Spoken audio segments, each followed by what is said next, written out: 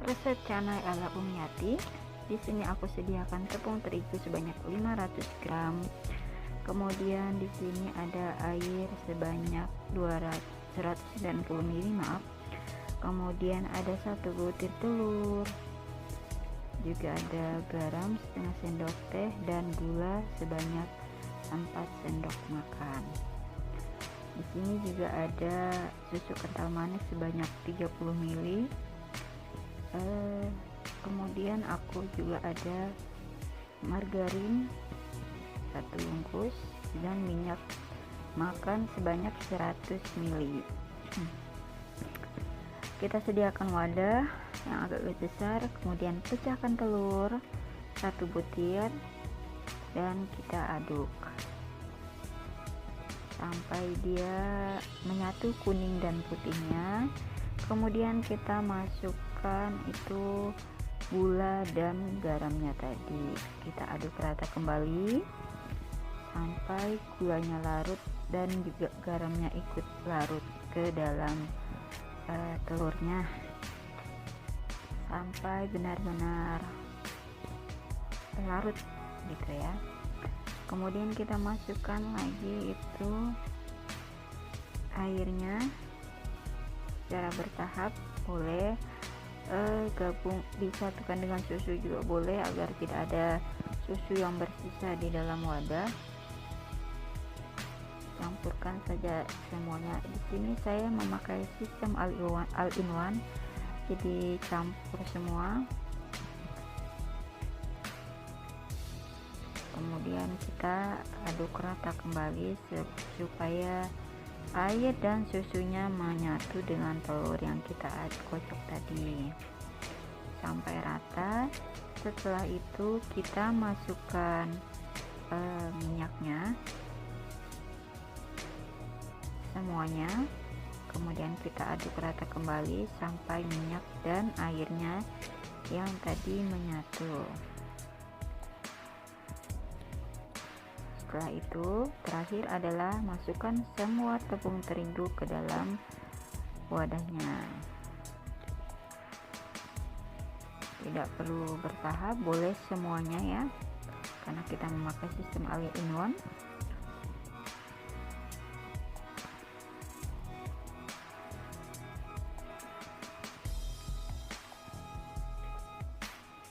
Kemudian kita aduk kembali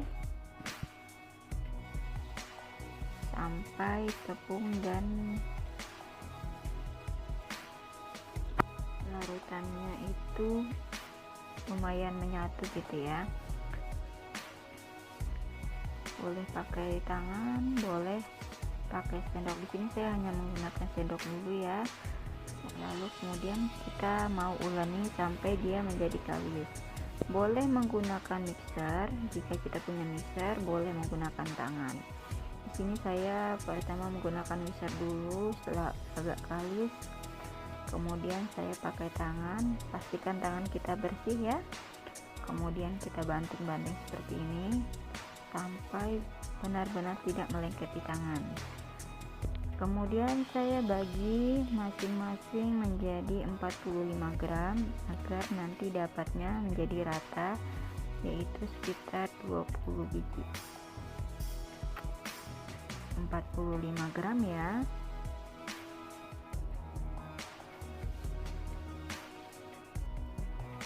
Kemudian kita bulat-bulatin seperti ini.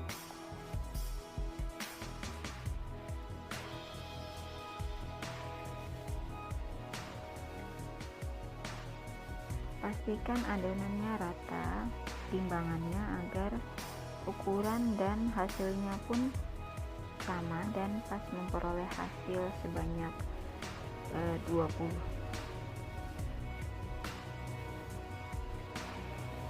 Kemudian di sini margarinnya saya tuangkan ke wadah dulu. Tuangkan saja semuanya ya, nggak apa-apa.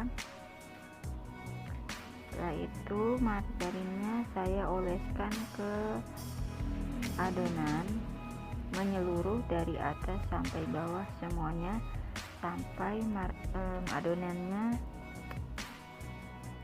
dipenuhi dengan margarin. Agar ini untuk memastikan dia bisa elastis. Kita tunggu sekitaran 1 hingga 2 jam. Kemudian margarinnya saya lelehkan, boleh ditim atau boleh dimasukkan ke dalam rice cooker. Kalau sudah meleleh, saya campurkan dengan minyak goreng seperti tadi dan diaduk. Sediakan juga talam yang ukurannya besar. Ini kita mau proses agar dia menjadi rata ya. Kita mau buat adonannya, kita oleskan dengan margarin agar membuatnya itu lebih mudah adonannya. Kemudian kita pipihkan terlebih dahulu seperti ini. Nah, cara untuk membuat adonan yang menjadi seperti martabak itu adalah, nah, jarinya seperti ini ya. Kemudian kita pindah ke sebelahnya lagi. Oke, selanjutnya pindah lagi sampai dia pertengahnya itu terlihat menipis. Nah, jika tidak bisa untuk semuanya, bisa pinggirannya itu kita tarik-tarik memanjang seperti ini. Pastikan untuk tidak terlalu tarik lebih lebar karena takutnya robek ya. Pelan-pelan saja seperti ini, sedikit demi sedikit ya, hingga akhirnya nanti adonannya rata ya, lebarnya itu rata dan dia benar-benar tipis seperti ini ya.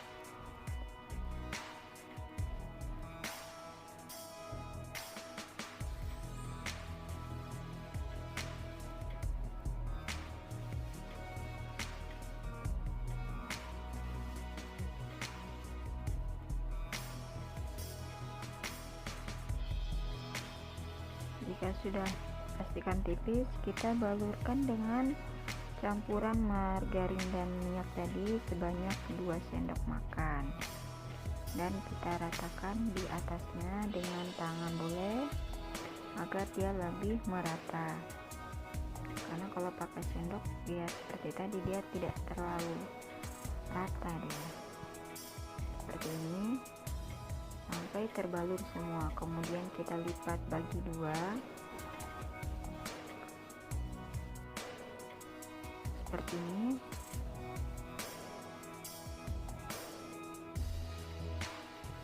Lipat lagi dari atas ke bawah seperti ini ya. Kemudian kita banting, kita ya seperti ini, atasnya dan bawahnya, dan langsung kita bulat-bulatkan seperti ini, seperti membuat obat nyamuk.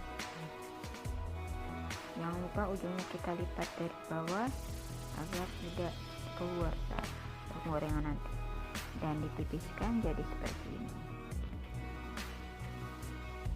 Buat sebanyaknya. Kemudian setelah 1 jam itu kita pipihkan. Kita hanya perlu menunggu sekitar 1,5 atau sampai 1 jam dan kita pipihkan seperti ini, dan kita boleh langsung goreng dengan api cenderung kecil ya, agar tidak gosong di luar, takutnya mentah di dalam ya. Sambil sesekali dipipih-pipihkan agar adonannya tidak kembali bulat gitu ya. Sambil sesekali dibalik-balik. Adonan ini boleh kita masak setengah matang untuk disimpan di freezer, agar nanti kalau kita mau makan boleh diambil lagi dan dimasak lagi. Boleh juga untuk langsung dimasak sekali langsung untuk dimakan ya. Nah, ini saya buat untuk setengah matang, warnanya tidak terlalu kecoklatan seperti ini saja cukup. Atas bawahnya itu untuk adonan setengah matang, tapi kalau untuk yang matangnya sesuai selera, kalau mau gosong juga boleh ya. Saya lebih suka yang seperti ini untuk adonan masaknya ya. Jadinya seperti ini, dia lebih berserat dan cantik. Terima kasih.